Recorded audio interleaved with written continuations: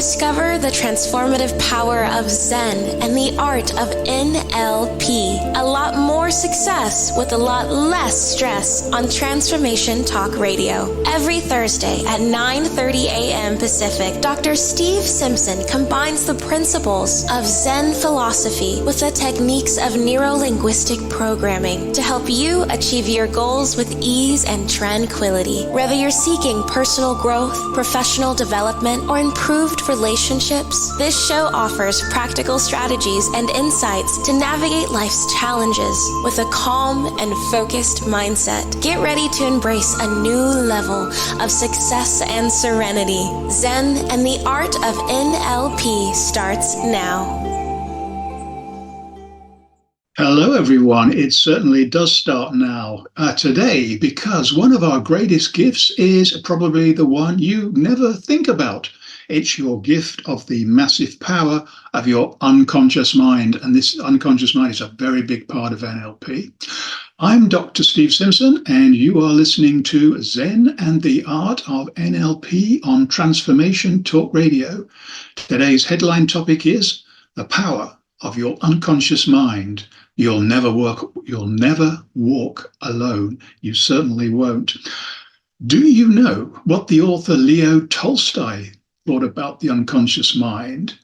He said, or he wrote, "Man lives consciously for himself, but is an unconscious instrument in the attainment of the historic, the universal, the aims of humanity."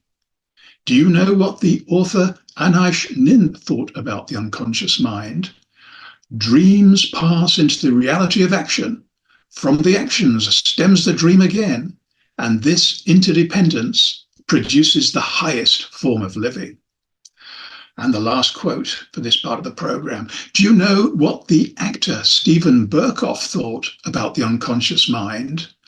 Art is a way of penetrating and going deep into our unconscious, and creating amazing worlds. So many people have said something similar to this. And the source of these three inspirational quotes is from brainyquote.com. Stay with us for the next 30 minutes and let us help you experience that sweet spot of mind, body, and soul to embrace a new level of success and serenity, helping you achieve a lot more success with a lot less stress. Today, you'll learn how to turbocharge the power of your unconscious mind and manifest abundant health, wealth, and happiness in all of their various forms. Because in size and performance, the unconscious mind is vastly more powerful than the conscious mind. The problem is that the conscious mind, particularly the ego, cannot accept its dominance. This is the challenge we will embrace today. Because when embraced, it can be a challenge that can open the doors to enormous benefits. It's a powerful tool for creating new ideas, achieving goals, and improving mental well-being. Please post your questions and comments, and I'll do my best to answer them in the final part of the show. You can also call in live to our live call-in number 1-800-930-2819. Now, if you feel frustrated because you don't seem to achieve what you deserve from life when others do, the chances are that you've forgotten how to connect to your unconscious mind. And step one to fix this is understanding that connecting to your unconscious mind is your default state of mind. Step two is understanding how elite athletes and creatives have used the power of their unconscious minds so that you may too. And step three, the final step, is to learn how to connect to your unconscious mind and release its power. Trust me, this is a lot easier than it might sound. So, as I said, you've forgotten how to connect to your unconscious mind. Step one to fix this is understanding that connecting to your unconscious mind is your default state of mind. Right, well, let me share a few things with you that will hopefully convince you that this is in fact the way it works. And we're going to go back to, you could say, the fathers of modern medical psychology, Freud and Jung.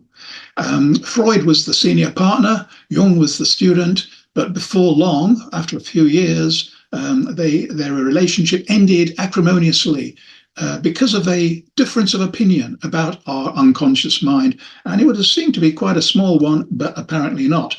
Because Freud believed in the personal unconscious. In other words, all of us have our own unconscious mind, which is shaped, I guess, by inheritance and by life events. Whereas Jung thought the opposite. He said that we have a collective unconscious. That's the term he used. In other words, it's shared with everybody else on the planet.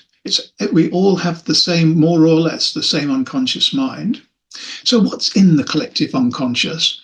Well, apparently that's where it's deep down in the brain, and that's apparently where our instincts, our perhaps inherited instincts and reflexes, and our archetypes live. Archetype is a word that was coined by Freud, and it describes certain personality types. We won't go into too much into this today, but we all play different parts at different times, and some people can even play two parts at the same time. Jung wrote his paper in 1916, but he doesn't seem to be in a big rush to present it to anybody. But in 1936, he did, and he presented it at St. Bartholomew's Hospital, which is in the heart of the old part of London, very close to where I used to live. And I used to walk past this place almost daily. And sometimes I'd pop in and have a little snoop around. And in one of his presentations, he said, you'd better be careful what's happening in Germany in 1936. At that time, a lot of the European leaders thought that Hitler was doing a great job reviving the economy and everything else. He said, it's not. He said, this to me is an archetype playing. This goes back to the Roman times and the persecution of the Jews. People goose step marching, people carrying big standards with emblems on the top, symbols on the top, lots of flags, martial music. He said, this man, this is in my words, is going to lead millions of people to their death. And that's sadly what happened. And it also opens the debate about nature versus nurture. Nature versus nurture. This is something that obsesses biologists. Nature is what we inherit. Is that the way that how our personality is formed, or is it nurture? A combination of what we inherit, but also life events. We started to learn more about this in 1953. Watson and Crick, two biologists from Cambridge University, found the double helix, the structure of DNA, which opened up the whole world of genetics and how it is accelerating right now. So Jung's views back in those days of an inherited unconscious don't seem so crazy now. So step 2 is understanding how elite athletes and creatives have used the power of their mind, of their unconscious minds. Now, when I first started studying NLP back in 2007, I was having a career change at that time. I had a bit of a medical problem and couldn't carry on with my emergency response duties as a doctor in challenging locations. And NLP was the right thing for me at the right time because I was fascinated by it. And within 18 months, I'd gone through all of the advanced training and became a trainer myself. So how was I going to use it? Well, if you study NLP, you're like a kid with a hammer. You know, everything's a nail. And at that time, I was very keen on golf and watched a lot of golf on TV and recognized that golf is largely a mental game. And the last people who know this are the golfers who play it. So to cut a long story short, my first client was very successful, scored 3 holes in one in a matter of just a few months. Now, once in a lifetime is enough for most people, and plenty of really good players have never scored a hole in one ever. Coincidence, you would say? Well, a lot of coincidences have happened in my life, so we might be visiting that. Well, we're certain to visit that in a future program. So I got invited over by one of the top coaches in America to spend a few days with him, and we talked a lot from dawn till dusk and beyond about golfers, tour golf, and the best players and the importance of the mind. And that's where I found myself working for several years and enjoying it immensely. And the players were enjoying it as well. And then by another coincidence, I got introduced to the world of professional poker players, and they've done pretty well too. Almost every player I've worked with, and my stable now includes some of the top players in the world, including the world champion. And last time he had a big win was just before Christmas last year, only a few months ago, of over $2 million. So it's a lot of prize money in professional golf. And to end this part of the step, I'm going to share a personal experience, which I call my personal meltdown. It certainly could have been a meltdown. It was avoided at the last minute. But that's when my thinking about the mind and performance and the flow experience catapulted several levels. But it didn't start off very well at all. I was a headline speaker at a conference. There were about 300 people in the audience, which is it's enough. It's a lot of people, but I've spoken in front of thousands of people at the same time. And I was sitting in the auditorium waiting to go on stage, about 10 minutes to go. And I suddenly started to feel ill. And I thought there was a real danger I might throw up. What I knew for sure was that I was in no condition to go on the stage. I knew I couldn't let all these people down. Some of the people who were in the audience were people who had supported me and given an awful lot of help on my journey. And I thought, well, what would I normally do? And normally, if something like this happens, I'd go out for a walk, I'd do some deep meditation, and generally speaking, whatever it is goes away, just like so many things in our body. I couldn't do that. And I recalled out of nowhere, or was this actually waiting to burst out because it's just what I needed at the time. In the coffee break in the morning, I'd spoken to a lady that I knew from various other conferences. Our paths had crossed. And she said, I got a book you've got to read. You're going to really like this. Well, the trouble is a lot of people tell me there are books out there that I should read. And, the stack of the books on my desk that I haven't even touched is quite high, let alone writing my own books. But I did listen to what she said. And she said, this is about three principles, the three principles of thought, consciousness, and mind. And we'll talk more about this in another show as well, for certain. But it got me thinking, when by this stage of maybe 3 or 4 minutes to go on stage, and I thought, well, is there anything in these three principles that could help me? And I didn't know enough about it to say yes, but it made me think immediately of Carl Jung and the collective unconscious. And then I saw, yes, that's it. If I can trust the collective unconscious, then all I need is to get on that stage and to trust the wisdom, the universal wisdom that is in this sort of unconscious database. And if I can just devote all my energy to the audience, then that's all I have to do. Now, I didn't know whether this was going to work, but I had nowhere else to look. So I gave it a try. And to cut a long story short, it did work. It was quite a surreal experience, really, because there were speakers in front of me and pointing towards me. There were big speakers to the side and behind. And I could hear my voice coming through these speakers, but it didn't seem to be like me. I was like unaware, really, of what was coming out of my mouth. But I was very aware of every single person in the audience. And from that moment forward, I said, I'm never going to over-prepare stuff. I'm never going to worry about things that probably won't go wrong or might, but might. I'm not going to waste that kind of energy, because if I'm connected to my unconscious mind and something does go wrong, which it always does in life, in that moment, in the now, I will find what it is that I'm looking for. So the message, the takeaway from that is just to trust this thing. It does work. I discuss it with all my players. Anyway, just to remind you, you are listening to Zen and the Art of NLP with me, Dr. Steve Simpson. We're going to take a swift break, but before we do that, take a moment to think about these three questions. What is the one thing that you desire the most? Desire the most. What is the one thing that's stopping you from achieving it? Stopping you from achieving it. You've probably heard these two questions before many times and spent a lot of time thinking about them. The third one, maybe you haven't. And this is actually, I think, well, other people might think as well, is the most important. What's the one thing that you want to share with others? What is the one thing you want to share with others? And when we return, step 3 is to learn how to connect to your unconscious mind and release its massive power, helping you achieve a lot more success with a lot less stress. Stay tuned. We'll be right back.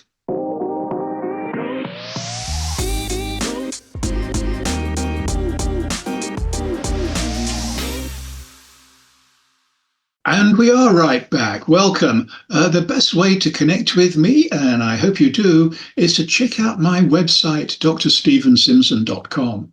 Sign up for my free weekly newsletter and discover plenty of other free stuff to explore, as well as some great books, hypnotic audiobooks, and coaching programs to purchase if you so wish. I confidently recommend, as you would expect me to, the Hypnotic Ring of Confidence audiobook, which comes with 28-day email support. The Hypnotic Ring of Confidence can be applied to absolutely anything and anyone, perhaps because of the collective unconscious.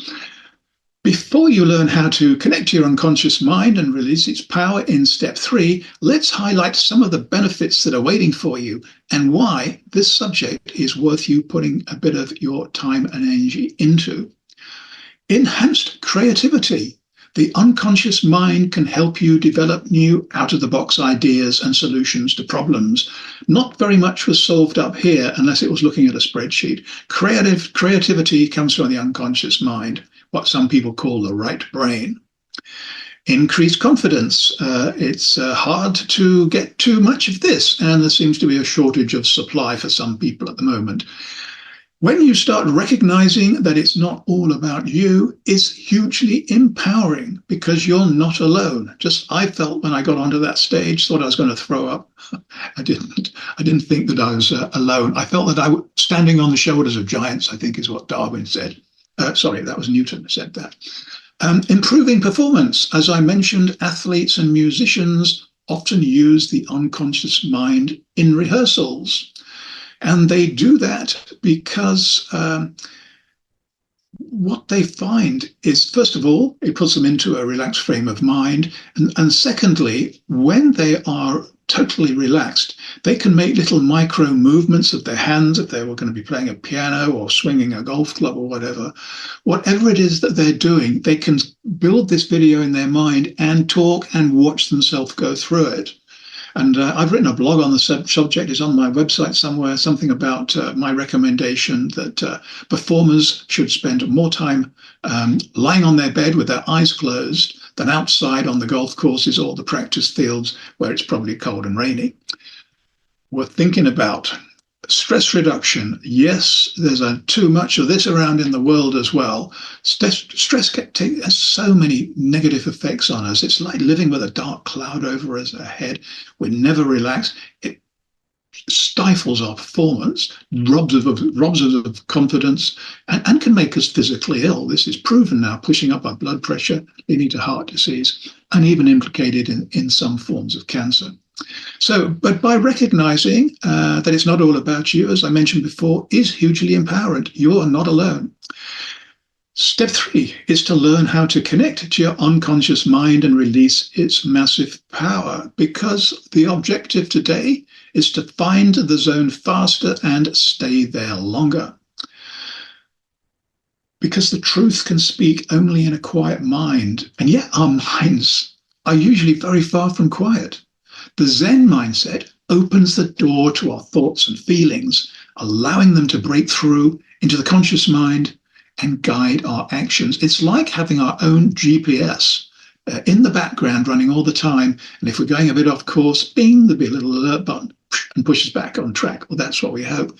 Now, what do I mean by being in the zone? Well, a lot of golfers talk about being in the zone. It's that headspace. It's like living in a bubble. You're aware of noises outside, but it's like you're underwater. You can see other people, but it's all blurry. You're really in your own space doing what you love doing it. And you know you're doing really well because you're not having to think about it.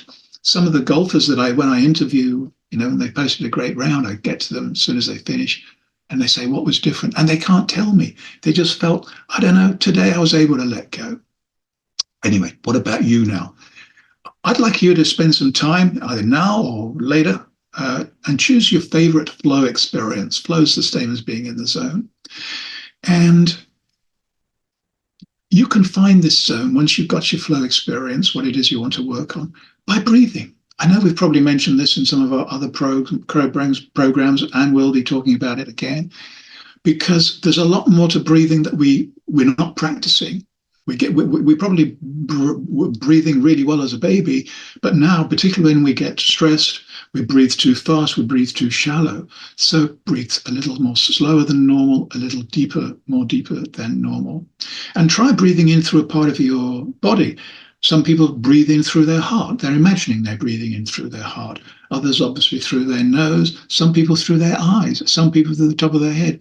Some people through their belly. Some people through their feet. It doesn't matter which one you try, but try one or even mix them up. Meditation is very much the same. Meditation starts with breathing, and then there are techniques to empty the mind. It's not complicated. Anybody who gives you a long list of 10 things you have to do, look elsewhere.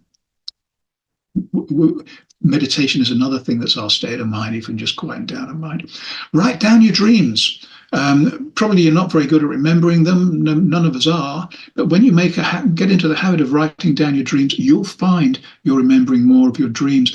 Now, they're a connection to the unconscious mind. And often there will be a message in the dream, if you can unfathom it, or might be a call to action, or suggesting you think more about something that's perhaps you're concerning you right now. Reading a good book or watching a film, that'll take you into that unconscious mind. That will take you into that flow state because it quietens down up here, especially the ego. Walk in nature. You can't. Anybody who is in any way interested in biology or zoology or botany, you can't be amazed by the miracles of nature that are all around. And this is something that I say regularly. It is practice regularly, because the more you practice connecting to your unconscious mind, the easier it will be. Okay, now I've had a few questions come in. I might have time to answer one, two, or there's three. I might get around to all three. And Melissa from Houston wants to know, is microdosing another connection to the unconscious mind? You probably know what microdosing is. If you don't, microdosing is using tiny, tiny doses of psychedelic substances, because apparently it gives you all the benefits of the spiritual insights and insights about yourself that people describe who've taken these things, and without the bad trip and the quite scary consequences that some people go through from the full dose. Plenty of people are writing about this, podcasts about it. I've never done microdosing or taken any psychedelic, but I know people who have. And I certainly also know that the scientists are studying this now with considerable interest, because there are some papers are being published that are suggesting that it's a treatment for depression, anxiety, and post-traumatic stress disorder, and possibly other things too. So definitely more research required, but watch this space. The drug companies are certainly pretty interested in this right now and have taken out patents. Alice from New York wants to know, can connecting to the unconscious mind be useful in healing? Well, it certainly can. Well, it can be, according to Hippocrates, the father of medicine. And one of the things he said is that we all have a doctor inside ourselves. Basically, he's saying what now people say is there is a self-healing mechanism, there's an autoimmune system, or whatever it might be. And there are plenty of people who've had all kinds of serious problems, who've gone into their zone state, their flow state, and imagined healing, and sometimes it works good for them. Hal from Michigan wants to know, this sounds similar to the book Think and Grow Rich. Well, it certainly does. And I'm glad you read that book. So have I. Written in the 1930s, during the time of the American Depression, and revolutionary at that time, because a lot of it was about visualization. If you can see the picture in your head, then Think and Grow Rich is now a film as well, sold over 50 million copies. So it certainly made the author rich. So now it's my favorite time. It's the Zen and the Art of NLP top tip of the week.